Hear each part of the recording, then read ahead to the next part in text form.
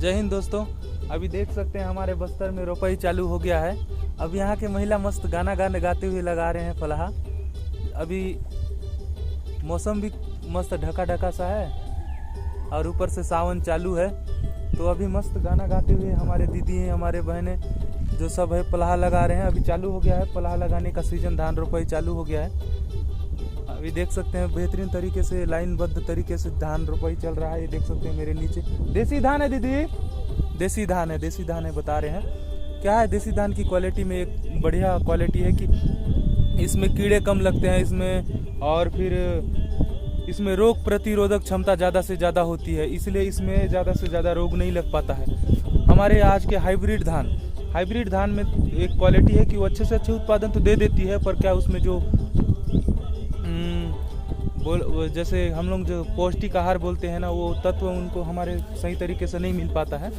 अभी ये देसी धान का रोपाई चल रहा है हमारे बस्तर में, खासकर देसी धान के रोपाई चल रहा है। लोग बाग ज़्यादा कमाने के चलते हमारे देसी बीजों को भूलते जा रहे हैं और हाइब्रिड बीज को लगाते जा रहे हैं। यहाँ पे पूरी तरह से देसी बीज को लगा रहे हैं और धान भी बेहतरीन तरीके से पलाहा भी चालू है।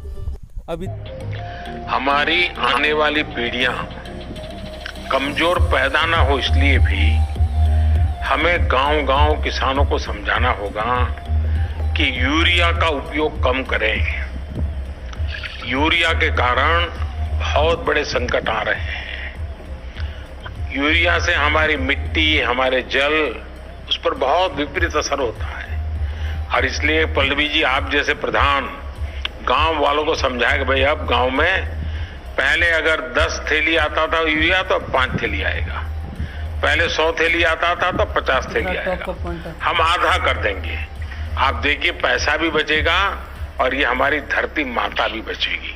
तो मैं चाहूंगा कि जब पंजाब के किसानों से बात हो रही है और पल्लवी जैसे प्रधान से बात हो रही है, तो मुझे पक्का विश्वास है कि आप ये काम करोगी और मेरी तरफ से आपको बहुत बधाई, बहुत शुभकामनाएं।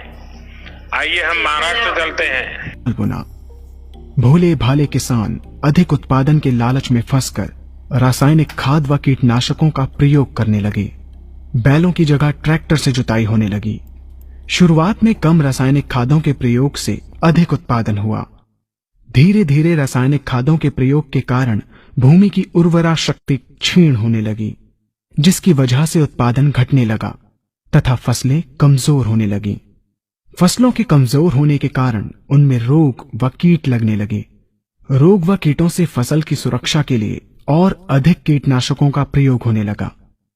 एक तरफ ज्यादा उत्पादन के लिए अधिक रासायनिक खादों का प्रयोग होने लगा, वहीं दूसरी तरफ फसलों को रोग व कीटों से बचाने के लिए अधिक विषाक्त कीटनाशकों का प्रयोग बढ़ गया, जिसके कारण उत्पादन लागत बढ़ी और किसान को लाभ कम होने लगा, बल्कि छोटे किसान कर्ज में डूबने लगे। धीरे धीरे भूमि की उर्वरा शक्ति क्षीण होने से भूमि बंजर होने लगी। रासायनिक खाद व कीटनाशकों के कारण खाद्यान्न भी विषाक्त हो गए तथा जलवायु भी प्रदूषित हो गई, जिसके कारण मानव, पशु पक्षियों के स्वास्थ्य पर प्रतिकूल प्रभाव पड़ा, जिसका परिणाम आपके सामने है। मानव स्वास्थ्य पर रासायनिक खादों के पड़ने वाले प्रभाव को आप ऐसे समझें। जब किसान फसल में रासायनिक खाद डालता है तो रासायनिक खाद में उपस्थित विषाक्त रसायन जल में घुलकर सबसे पहले जल को प्रदूषित कर भूमि के अंदर उपस्थित केचुए व सूक्ष्म जीवाणुओं को मार देता है। ये बात सभी किसान अच्छी तरह से जानते हैं कि केचुए व अन्य सूक्ष्म जीवाणु भूमि की उर्वरा शक्ति को बढ़ाने के लिए अति आवश्यक होते हैं। विषाक्त रसायन के कारण इनकी मृत्यु हो जाने से भूमि की उर्वरा शक्ति नष्ट हो जाती है तथा भूमि कठोर होकर बंजर होने लगती है। रासायनिक खादों के विषाक्त रसायन पानी के माध्यम से अन्य खनिजों के साथ फसल के अंदर पहुंचकर फसलों को विषाक्त बना देते हैं। बाद में जब खाद्यान्न के रूप में मनुष्य या अन्य पशु इन्हें खाते हैं तो ये विषाक्त रसायन मानव स्वास्थ्य पर बहुत ही बुरा प्रभाव डालते हैं तथा मनुष्य के अंदर तरह तरह के रोग उत्पन्न करते हैं। जब हम जैविक खाद का प्रयोग भूमि पर करते हैं तो जैविक खाद पानी में मिलकर पानी को प्रदूषित नहीं करती। जैविक खाद भूमि के अंदर उपस्थित उर्वरा शक्ति को बढ़ाने वाले जीवाणु तथा केचुओं की संख्या को तीव्रता से बढ़ाती है। जिससे भूमि की उर्वरा शक्ति बढ़ती है तथा भूमि छिद्र युक्त एवं भुरभुरी हो जाती है, जिससे वायु और प्रकाश भूमि के अंदर गहराई तक प्रवेश करते हैं, जिसके कारण भूमि में तापमान एवं आर्द्रता का संतुलन बना रहता है और फसलें मजबूत होती हैं। जैविक खाद में विद्यमान तत्व खाद्यान्न के माध्यम से मानव व पशु पक्षियों के शरीर में पहुंचकर स्वास्थ्य लाभ पहुंचाते हैं। जैविक खादों के प्रयोग से फसलें अच्छी और मजबूत होती हैं, जिसके कारण उन पर रोगों एवं कीटों का ज्यादा प्रभाव नहीं पड़ता। यदि किसी प्राकृतिक कारणवश